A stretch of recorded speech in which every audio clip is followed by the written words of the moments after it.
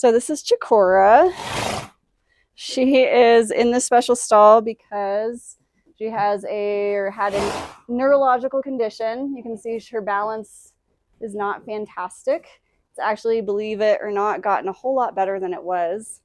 It was about the 7th or 8th, I think, that we came out and found that she was losing balance and her eyes were tracking around a condition called nystagmus, where they just wouldn't stay still and focus on stuff.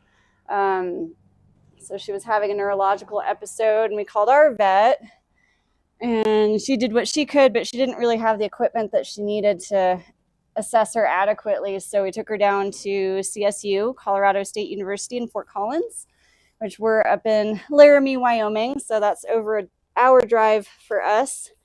But we got her down there. They did their tests and discovered that she had a condition called THO, or temporo-osteoarthropathy, which I'll explain in a minute, but she's on these special meds. This first one is just antibiotics. She actually went through a course of this shortly, when the surgery happened, to help prevent infection. And she went through that course of it. And then more recently, we're having to put her on a new course because she developed a respiratory infection, which can be dangerous when they're in kind of compromised health like this. So we're treating that with some antibiotics, which she's being a very good girl taking. And then this one is vitamin E. So this is important for regrowing her nerves because the condition actually impinged on her nerves, and so she has some regrowing she needs to do. Good girl. Sweets.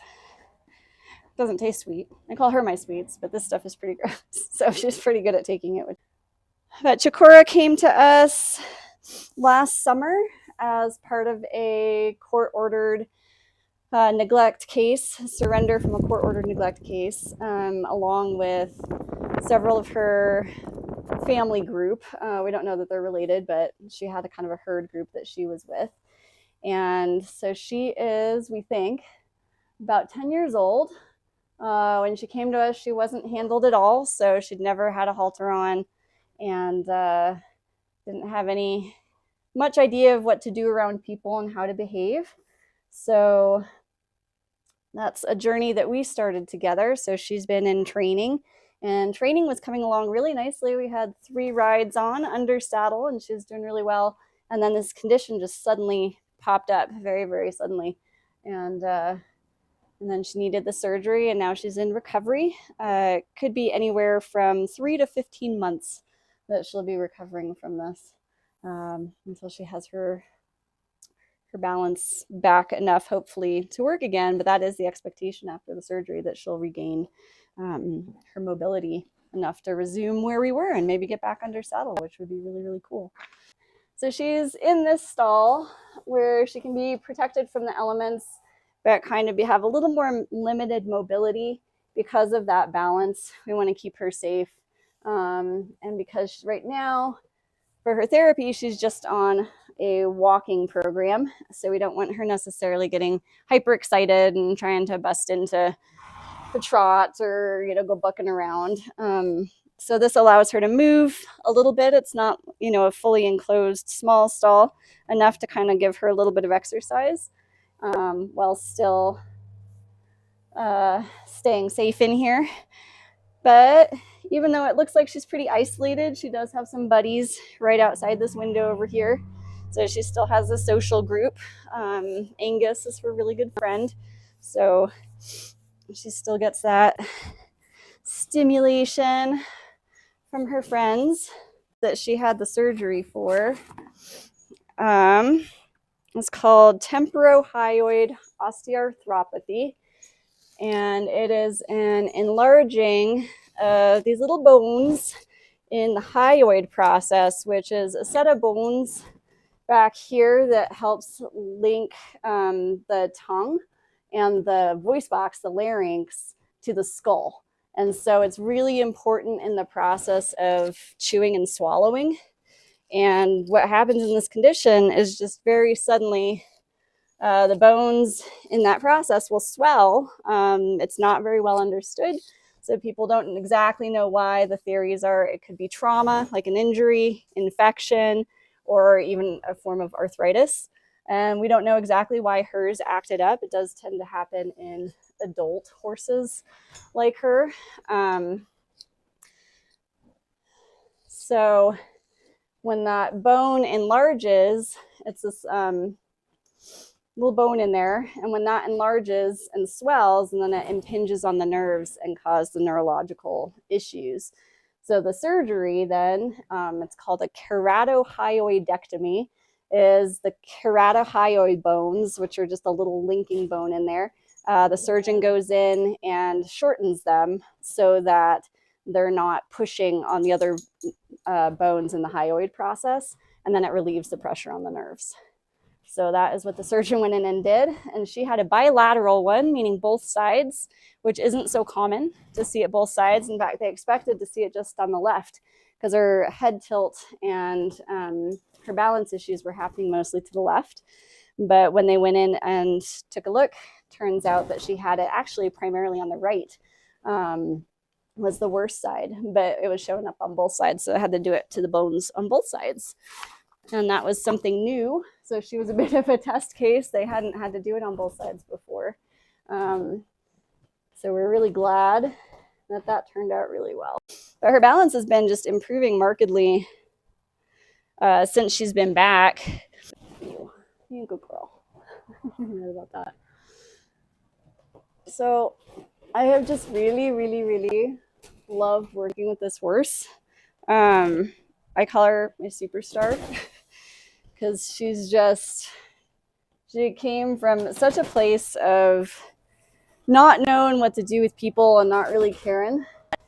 And step by step, so we kind of worked through those issues. She was really reactive with her feet when we first started working. There's a lot of kind of leaning away from contact. And so we got to a place where she lets me pick up all four, and that's kind of one of those big milestones for trust. And then, are you looking at you? Where are you looking? And then also, and then by the time we just did a lot of groundwork and a lot of working through, kind of communicating, so that by the time we got to working with the saddle, it was really easy. It just went smooth as butter. She didn't have any problems with it at all. And she just learns really quickly.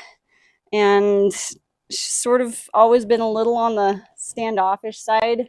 But it was just that week when the episode happened, she had just started really opening up and opting to want to be with me, which I think was like a huge breakthrough. Like we'd get done working and I'd be standing talking to people and she'd just come up and kind of want to be snuggled, and ask for scratches and that kind of thing. And so she was really starting to figure out human social life.